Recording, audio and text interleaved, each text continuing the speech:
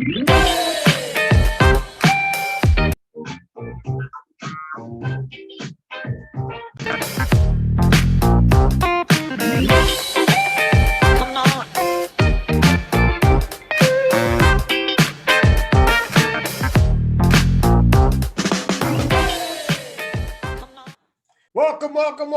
to Do It Live Autonomy Podcast. This is episode 12. We are coming to the conclusion of season 4, which is really exciting. We got graduates starting to pop out, people that are feeling comfortable now in the community and knowing a whole lot more than when they started. And we're going to be having a lot more good times with next week with the last episode, and I'm not going to talk about it because it's a big surprise. There is a lot of people in the room right now. Why don't we just take a second, and everybody that can on camera, say your name and where you're calling in from. I guess I could start. Danny Lilly, here in Albuquerque, New Mexico. Lee the Wayfinder in Taipei, Taiwan, but born in Canada. Hey. Joanna Whitney, Denver, Colorado. Lawrence Driggs, I'm in Fullerton, California. Covered in chicken-ish. Owen Hunt, I'm in Athens, Georgia. Fantastic. There's a lot more people on the call, but they're obviously busy too. But yeah, we got a full house. Oscar, say hello. Where are you calling in from? Hey, this is Oscar. Lori's here too, from Chicago. Nice, epic Christmas tree behind you. Thanks. Well, we have an exciting show this week. Tons of stuff going on. I think everybody is feeling overwhelmed just by going into the season of autonomy. Students are feeling overwhelmed. The production team is unimaginable, the amount of things that we got cooking, not only with the autonomy production, but with Autonomy Unlimited. It's like growing exponentially at this point. We got new projects going on like Grand Theft World. I'm going to be talking about this kind of in a chronological order of what took place this last week, so you can get a little sneak peek of what it's like here in Autonomy. This last week, I did something special. I took a snow day. This idea was given to me by Jim and Beth Hood from season 1 graduates, but they are business owners, and they told me, you take a snow day, man. If you own a business, you call your own shots. You pick a day during the week, and I'm going to be trying to do this monthly, but you don't work. You just take a full day off. The concept was really appealing to me when I heard about it, and you just got to put it on the calendar, push everything aside, and do this for your own sanity, because I work nonstop.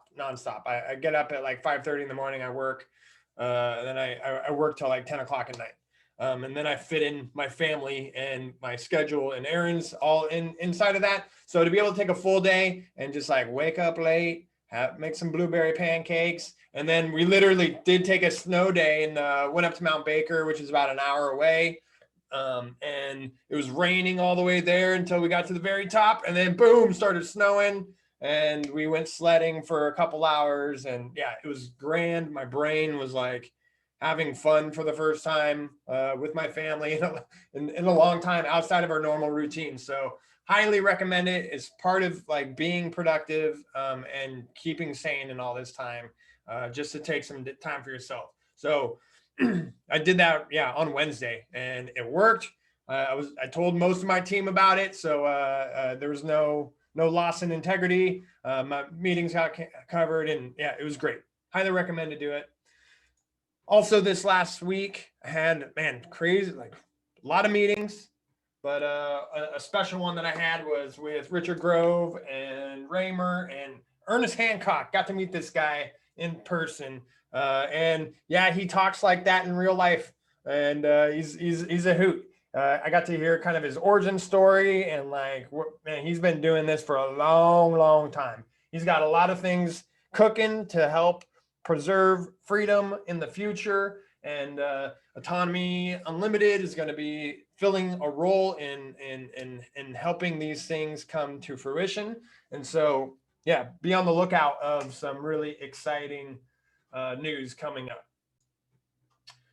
We also met with a client of mine, a client of Autonomy Unlimited, Alan Side. He's a NVC, a trainer. He's incredible what he does. But he's putting on this 3-day event next week on solstice.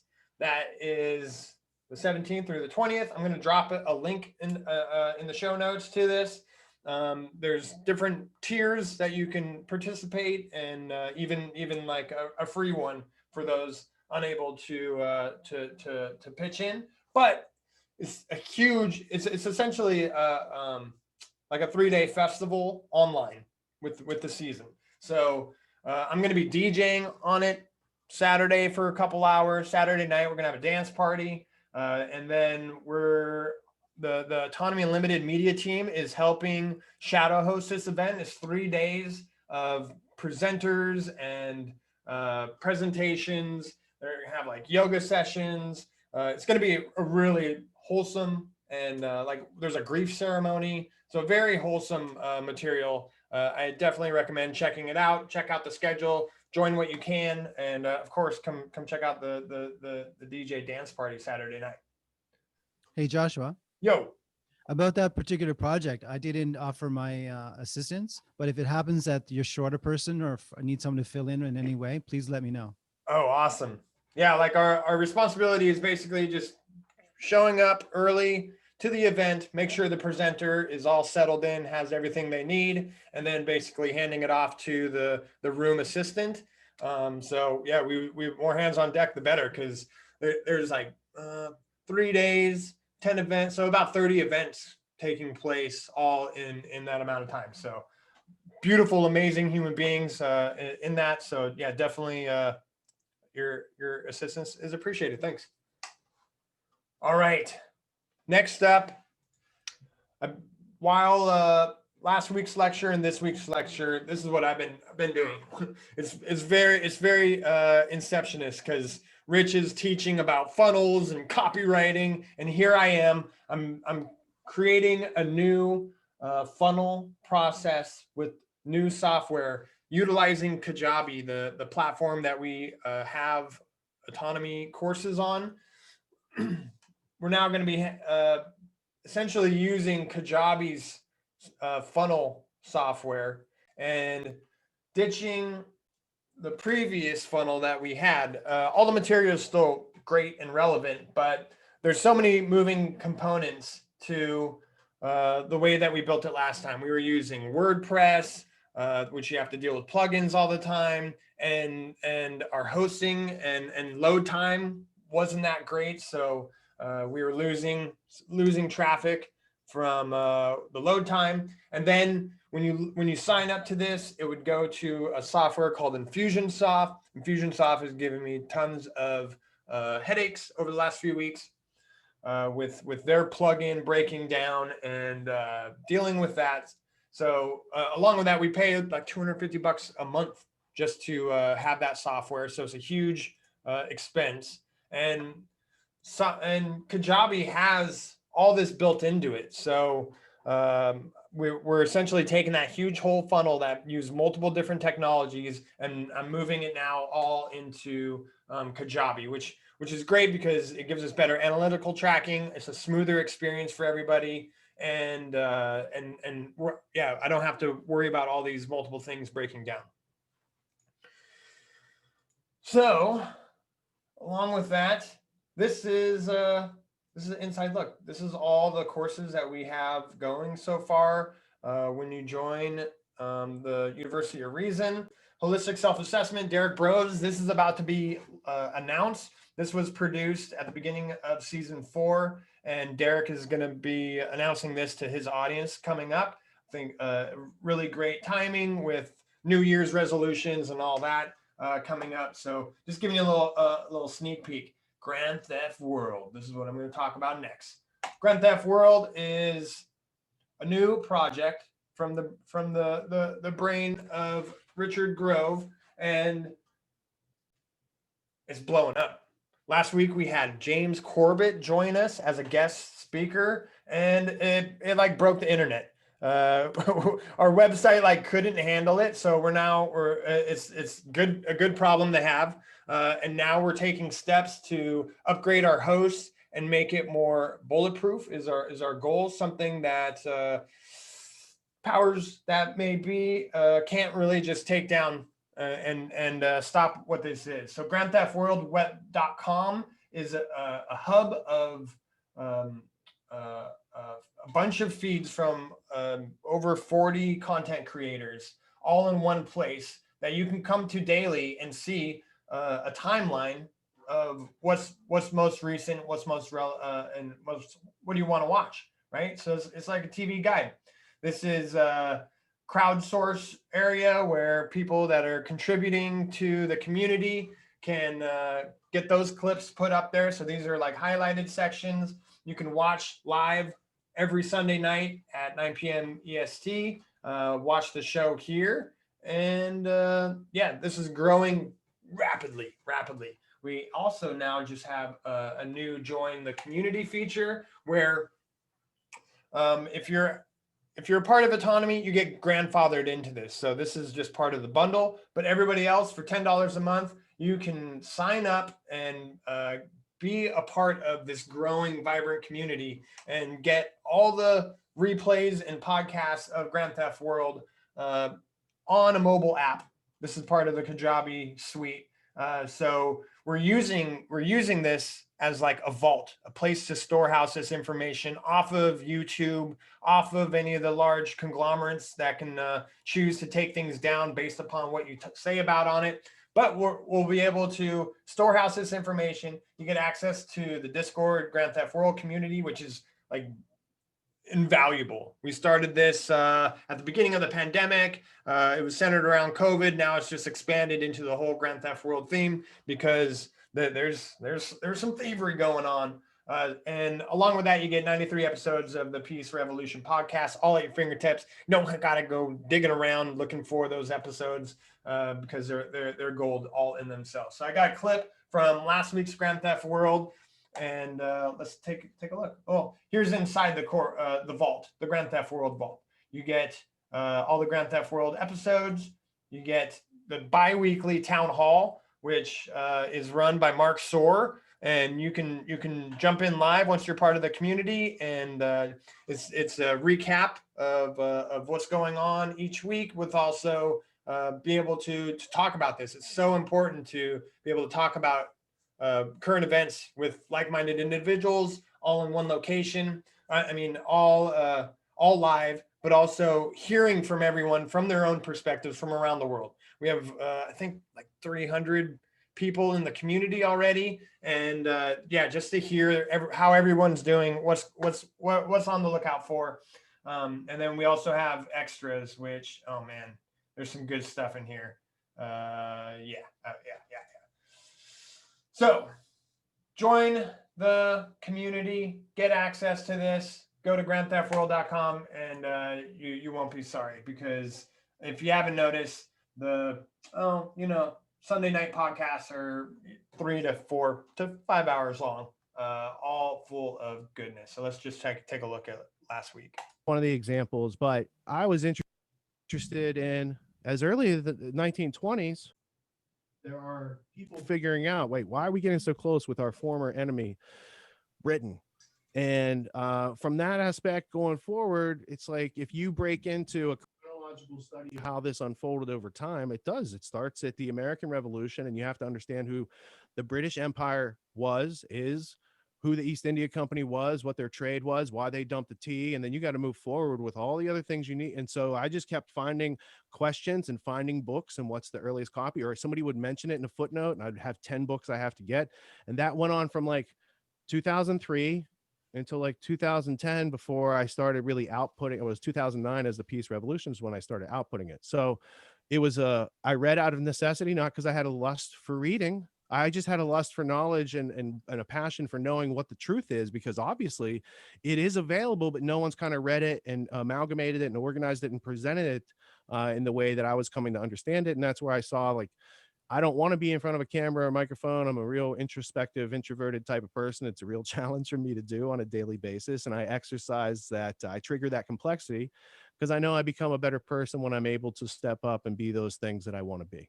So I was building up so much knowledge about it and wanting to communicate it before I forgot it, that led me to the necessity of media production. You know, that is an interesting point, because I have noticed your recall on a lot of things is really impressive, specific names and dates and details. And I assume at least part of that is your dedication to the literacy of knowing these books and reading them and making notes. I mean, walk us through your system for how you internalize and digest this data. Oh, you're going to have to watch the replay to catch all that juiciness. This last one was so incredible, not only having James Corbett as a guest speaker, but James actually made 2 episodes on his own channels from this footage. And that's where this like surge of traffic that we got being introduced to his audience. And yeah, it's just really cool to be a part of this show. This show is so unique because not only is, Richard Grove have an outlet to be able to take current events, mix it with history, be able to give you full context on situations, but this is also crowdsourced, meaning that everyone from the community, from the Grand Theft World community, from the Autonomy community, we're all sharing the most relevant information as the weeks continue. And this will be able to this surfaces and you end up seeing them highlighted into the weekly podcast. So it's a community based presentation, and we're doing like live fact checking while the show goes on, and you can be a part of the show. You can show up and be a part of the show. So pretty incredible. I'm deeply honored to be a part of this. I remember watching the Off the Deep End with Richard Grove years ago and just being like, oh man, that's so cool. I wish I could be in the room with them. And we basically all have that opportunity now. Anyone want to comment on Grand Theft World before we move forward? Pablo? James dropped an exclusive on that episode. Yeah, it's an Easter egg. It's an Easter egg in there. Yeah, man. We'll leave it at that. Yeah, somewhere in the 4.5 hours, you'll find it. Cool. Well, I'm super excited about this tomorrow's presentation. I mean, we're in like extremely important times, and to have relevant, clear information to be able to make decisions for yourself and the family. This is honestly one of the best places to get it. Lawrence, what do you think about tomorrow's presentation? I can't wait. It really is fun. I mean, applying the Do It Live to that event, it's amazing to be a part of. And that was a real honor to make the cut, make it on James's show this week. Somebody's whispering. Yeah, no, it's amazing to be a part of, even playing a small part. And I was going to say something else, but I'll leave it at that. Yeah, thank you. Any little sneak peeks of what tomorrow's going to have in it? Well, it is going to have a pretty compelling ending. I could say that. I think it's going to be a good moment. I don't know. I hope. And no, we're going to cover more juicy topics, and hopefully, have some new faces chime in and join the fray. I actually intrigued my mother-in-law. I sent her like one of the initial studies about ivermectin and its success with crushing COVID symptoms. 87% success rate. If you haven't heard, there's a reason you haven't heard. But I showed her the study and she's like, oh, I don't know. She hasn't been told by NPR yet that it's safe.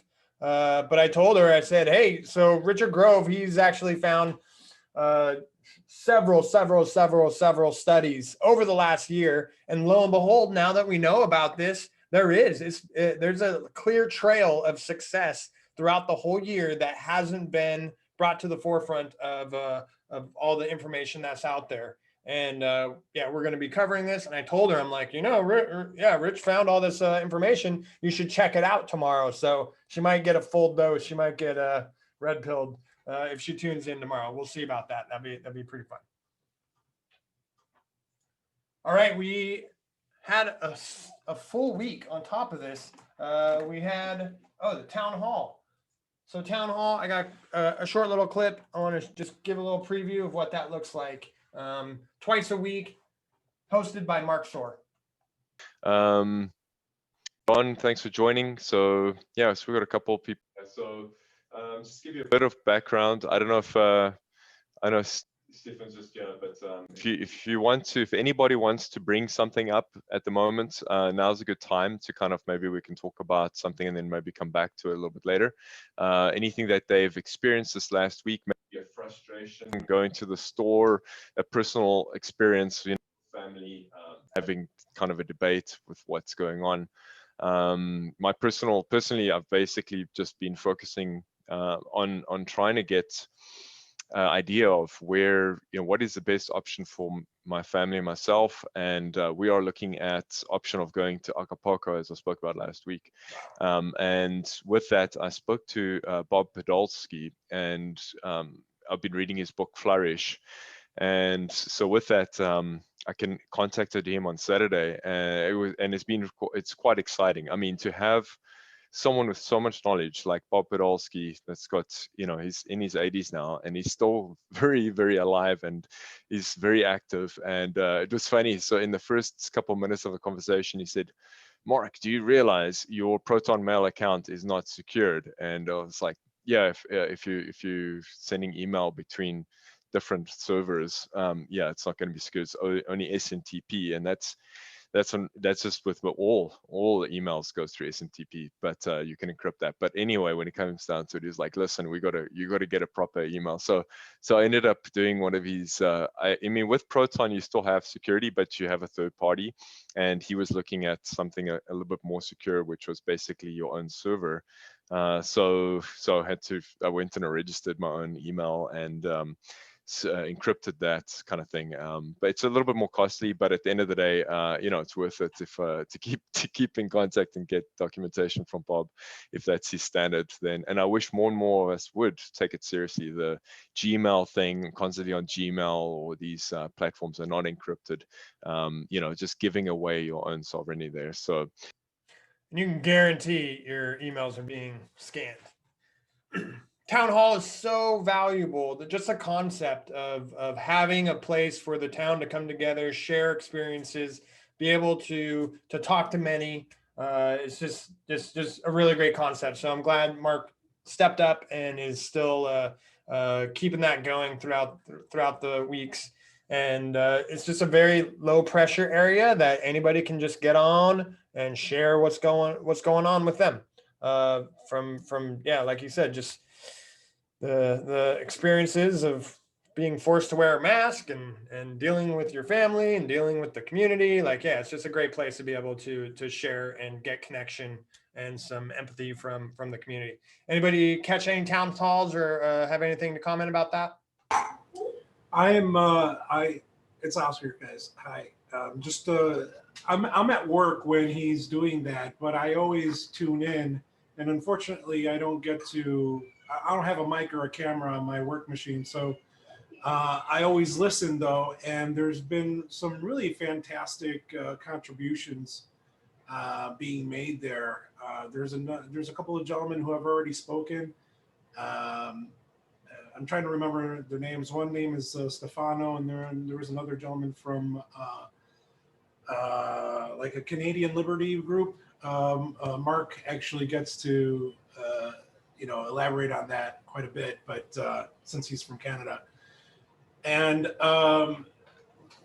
what those two people alone have had to say in regards to all of this has been really fantastic and insightful. So anybody that has the time to tune in, it's definitely worth their time.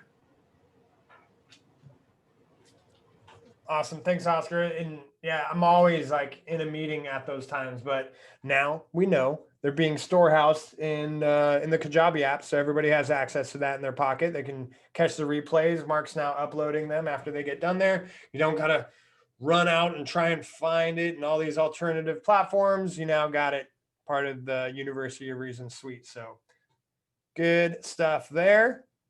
Next up, we got Rising Excellence, another great podcast from the community that I don't get to check out live just because I'm usually in meetings and working throughout the day. But here's just a little clip from this last week. That's Bob Podolsky right there. That I was thinking something along Mark the was same mentioning. lines. I was thinking, is it conflict or is it contrast? Is it contrast that's like a signpost for us to see what we do not want in life, what we need to avoid? Or is it actual conflict but if we're engaged in this kind of head-to-head energy with somebody else in a negative way, like not a negative way, in an aggressive way, like conflict, that takes a lot of energy, right? Taking contrast as a signpost, going, oh, I don't want that. I'm going to move over here. I'm going to do this now. I'm not going to give any energy to the stuff that I don't want or I don't like. I'm going to redirect my gaze to something I like better. I don't know. What do you guys think? Is that running away from my problems or creating a life I want? I think it's a tool that, could be used for both. It just depends on how you're using it at that moment. Because there's plenty of times where you probably should avoid a situation that's going to drain you of more energy than you have, because it's going to lead to more conflict. If you don't have enough energy to accomplish a task, why would you start the task? That kind of goes along the line where our dear friend from Truth Conduit is going. He has been commenting a few times. He's saying hello to his friends. He wrote Acapulco 3, Germany 1, Virginia 1. He also wrote, I avoid conflict. It is unhealthy to avoid it when sometimes it may be necessary. For example, if a mask freak tells you off in the store, some would use nonviolent communication with them and maybe plant a seed, whereas I would just ignore them and walk away. I actually did that today because I was frustrated and I didn't want to deal with it. And some lady was like, ma'am, you need to put a mask on. And I was just like, yeah, no. And walked away. So I was like, I'm not dealing with this right now. Sounding like a true Californian. Well, as a matter of fact, there's kind of a sales routine where in instructing people about sales, they say that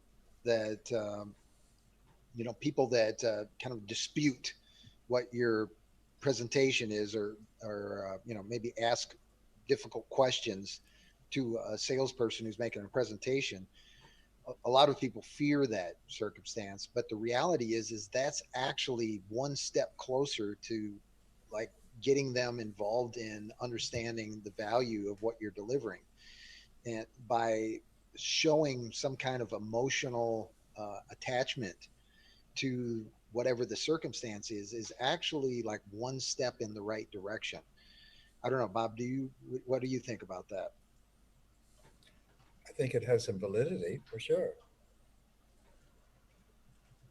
Brandon, sorry. Compelling conversations, real heart-to-heart stuff, and a place that you can get real and get some like good feedback on the subtleties of being a human being here in this world. Anybody have anything to say about Rising Excellence? Agnieszka's not here. Otherwise, I know she'd be able to give us a roundabout picture.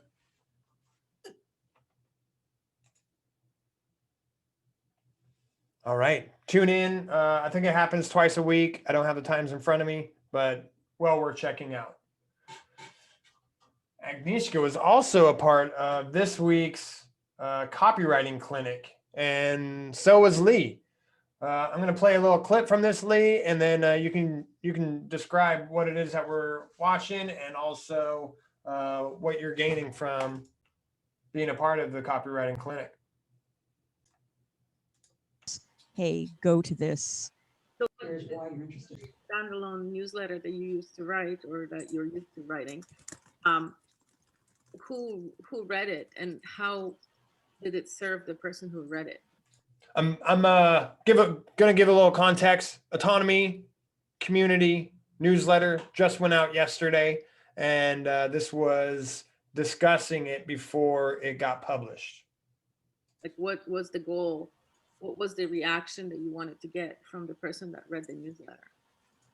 There were a couple of different audiences. One was potential funders and existing funders. So it was partially to show what we'd been doing and successes that students had accomplished, and whatever programs, like, hey, we bought desk chairs with our grant money or whatever.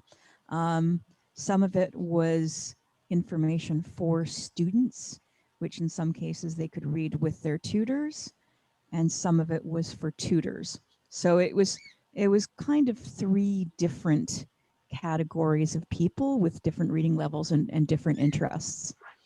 I think that should have been 2 different newsletters. Yeah, this was just the one. I guess the funders was sort of the big one, right? But then they could sort of look at something that was written for students. For example, there might be something about, hey, it's winter, where do you go if you're cold and hungry that you can get stuff? And then there would be, locations. But then the funder can also look at that and go, oh, isn't that nice? That's so benevolent. It's not for them directly, but indirectly, it creates an impression of positivity, I guess. I still think that would have been better saved with 2 different newsletters, one directly for the students that talk about the funders in the 3rd person in a footnote, and one for the funders that talk about the student activities as a footnote. I had no say in that matter. No, yeah, I know. I'm just saying, because every paragraph should really speak to me on a deeper level, right? Yeah. And so otherwise it becomes boring. And the minute I read a sentence that's boring, I'm not going to read the rest of the newsletter. So the order of paragraphs would be key, because if the funder reads something that's for the students, then they would shut down the email that second, right? Like literally within a second. And I'd just like to say, Helen, this is not in any way like a critique specifically to you. This is just an overall, just like observations, because it's easy to run into those problems. And I'm working with a couple of companies right now that are trying to put too many messages for too many people into one little package. And I'm working with them to be like, no, we need to separate these out. We need to target these messages, because otherwise, if you're trying to speak to too many people, you're going to lose all of them. And that's how that goes. So I just wanted to make sure to point out, this is not in any way like a specific critique for you. It's just observations for all of us. Boom, that is the trenches of copywriting. Lee, what did you gain from that? I gained a great deal from that meeting. It was wonderful to be a participant. I've been watching the work that Kara and Agnieszka and the other participants of the Copywriting Clinic that went on before my season of Autonomy, season 4 started. And that was, I think, in the middle of the year, right? Like June, July of this year. And now that they have started up again, Kara has like gone over the material that she had created and the resources that she had listed or condensed, let's say, and made available to her copywriting team, and then is going beyond.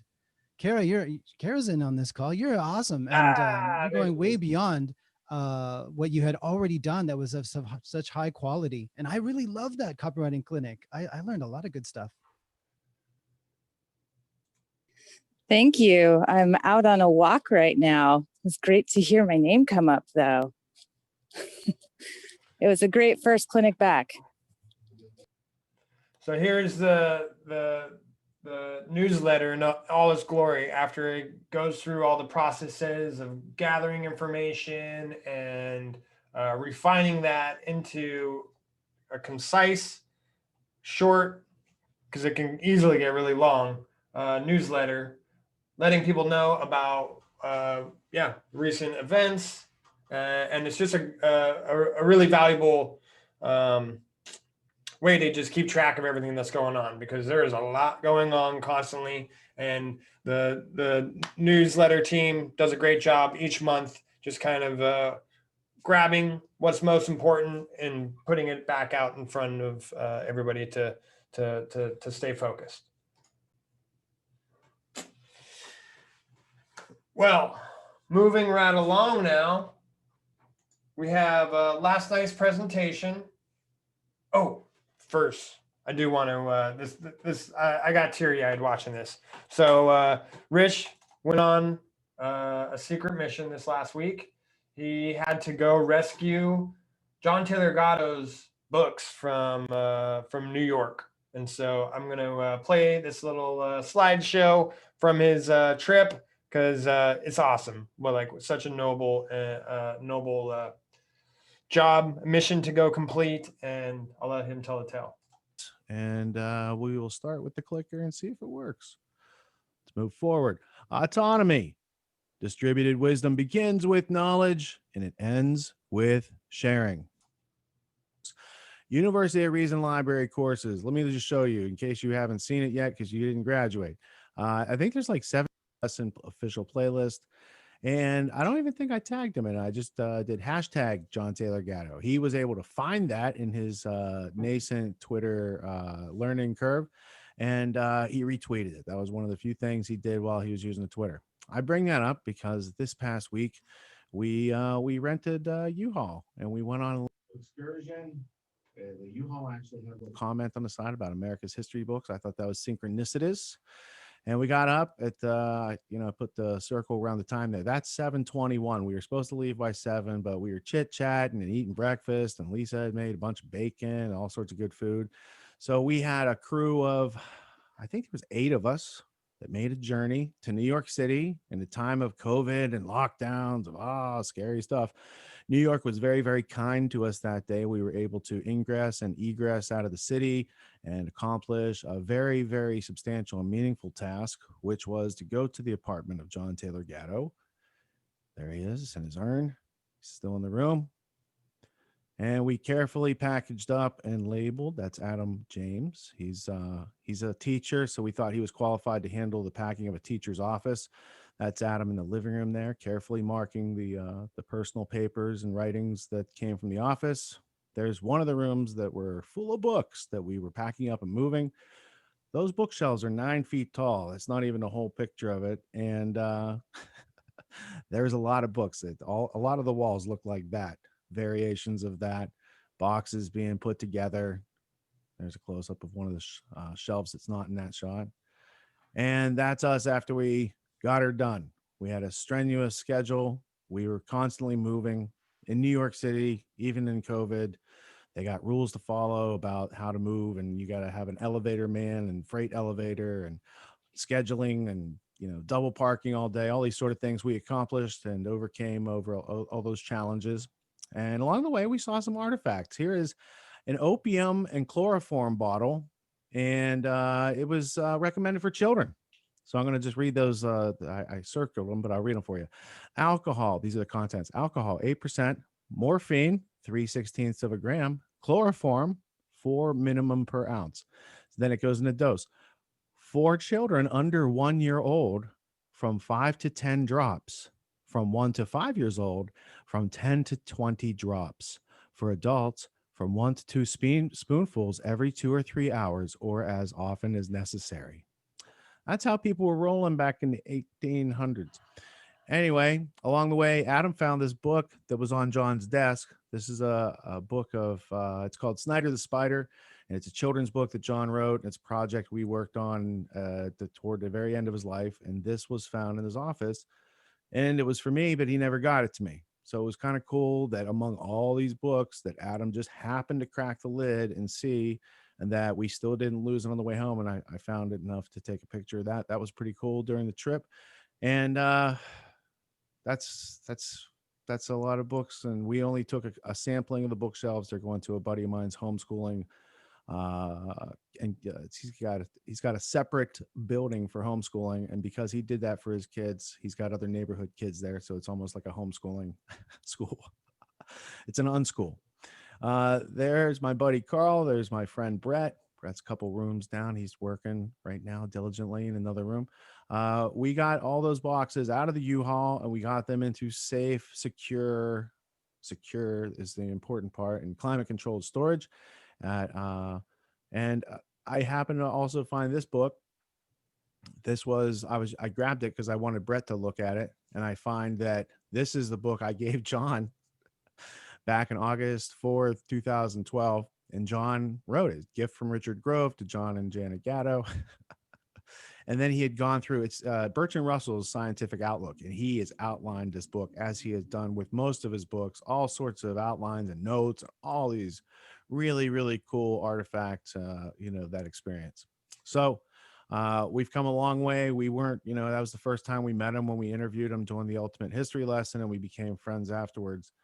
And that was a big accomplishment this week that I didn't know how we were going to get it done, but 8 of us came together, and with Lisa's planning, with her logistics and scheduling of resources and calling to make sure everyone was on point, we were able to get it done. Super sweet mission. Yeah, it was really cool to. I got the inside, and I knew he was doing it while he was doing it, and so I'm glad New York treated him well, and they were able to go in there and get out without much friction. And so all those, I mean, that whole library was at risk of just being like donated. So now they're in a good, safe place, and that knowledge will be able to be made available. Yeah, I'm excited to see what comes of that.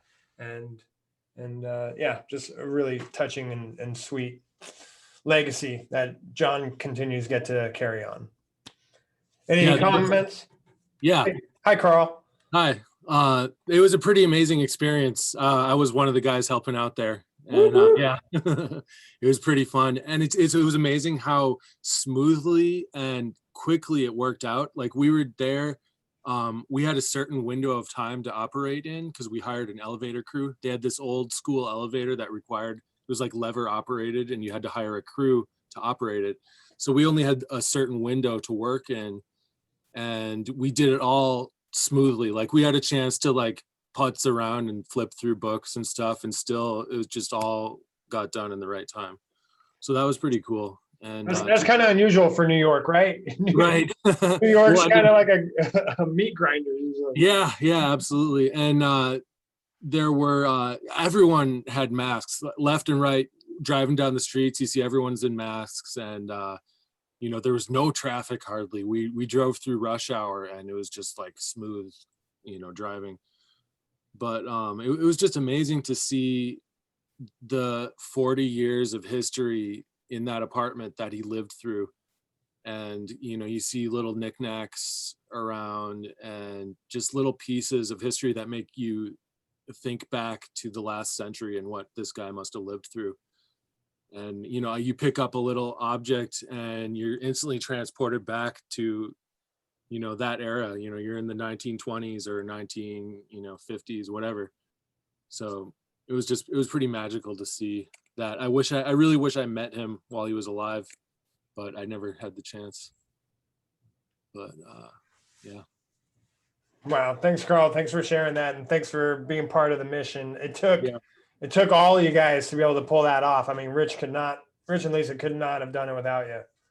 Yeah. I was really glad to have the opportunity. It was really fun. Like in the middle of the week, hey, you guys mind taking off, 2-3 days? Yeah. And the conversation and company was excellent. And on the drive down, they were like, people had notepads and were taking notes on the conversation. It was a good time. You guys had a caravan following the rental truck? Following the truck. So awesome. Wow. Cool. Well, yeah. Thanks for being a part of that. Anybody have any questions, comments, or we can just move this into an open discussion. We got about 10 minutes. Anything you gleaned from the last week? Anything that stood out to you?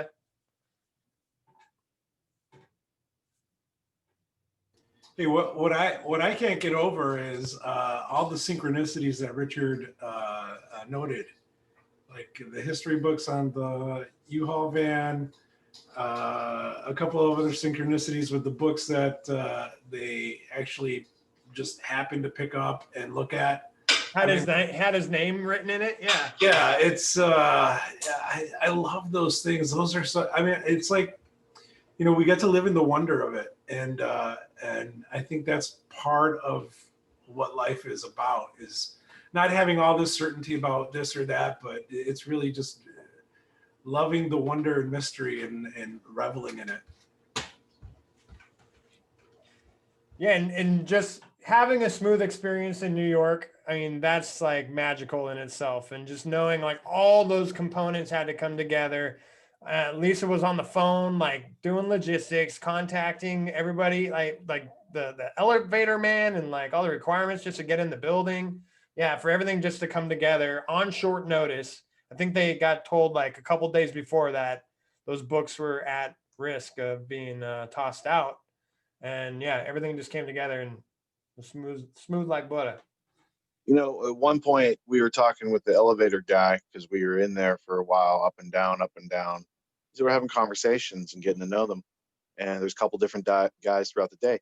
And one of the stories came up about the time that New York Adult Protective Services tried to kidnap John. And it was right after his wife, Janet, had a stroke. And their apartment, they've had it since the 70s, and it's rent controlled. So the landlord is looking to get them out.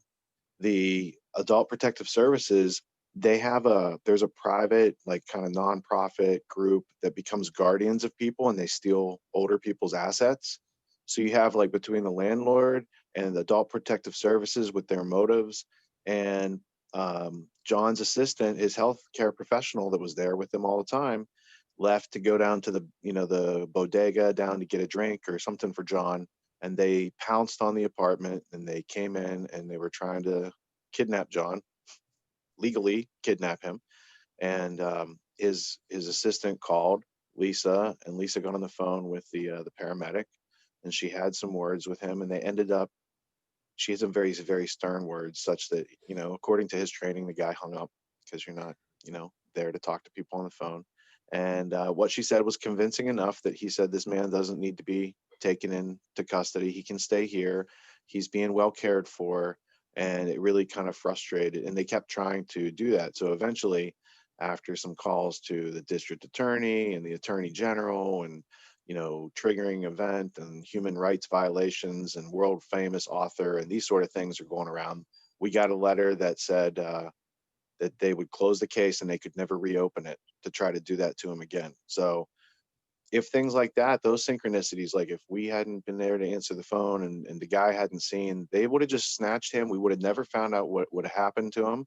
They would have seized his assets, which, you know, he didn't have very much, but you can't just take people's stuff and cut them off from communication, which is what that Adult Protective Services guardianship and those companies do for a living, dude. So, yeah, there was a lot of synchronicities over the years that helped them stay in that situation as long as they did. And it was bittersweet. I've got another point of synchronicity to share. So before all that, I knew all that was going down.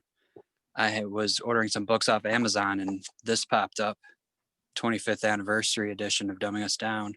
And even though I have 2 copies of the original, figured can't not buy this. But that happened like a day or 2 before you guys did the book thing. So it was kind of crazy when I heard about it. Yeah, there's a lot of consciousness involved in that story. So it attracts synchronicity.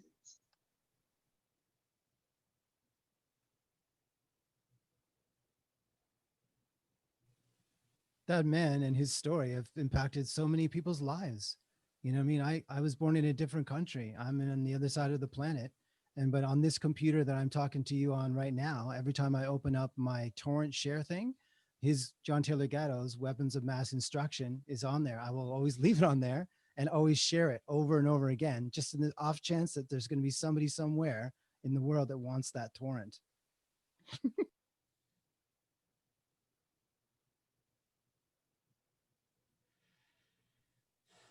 think that shows another part of the model, which is the Ultimate History Lessons on Amazon for $55. It's on YouTube for free. and it's on torrent forever. And the people who get it from torrent aren't the people who would get it from Amazon, and the people who get it from YouTube aren't the ones who would buy it on Amazon.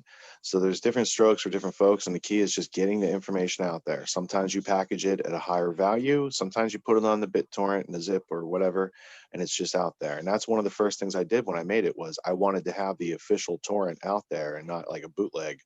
So I don't know what's still out there, I haven't checked in years, but we officially packaged it up and sent it out to the future so it could be preserved.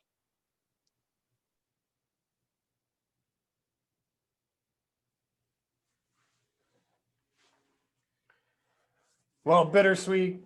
A sweet conclusion to today's Do It Live Autonomy podcast.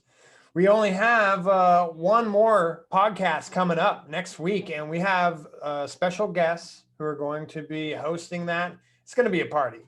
So the night prior is going to be like the graduation lecture, and it's a hell of a time. It's in its own way. It's one of my favorites, just because of of things that you'll find out.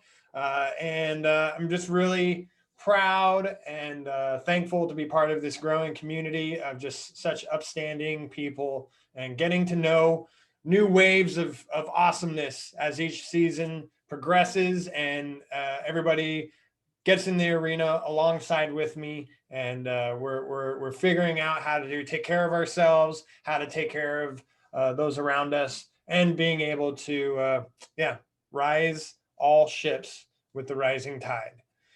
Thank you all for tuning in, and we'll catch you guys next week for the last Do It Live of season 4. If you're watching this on some alt media or some dying censorship media, make sure to smash the like button, subscribe to this so you don't miss the future episodes, and we'll catch you next time. Thanks, everybody.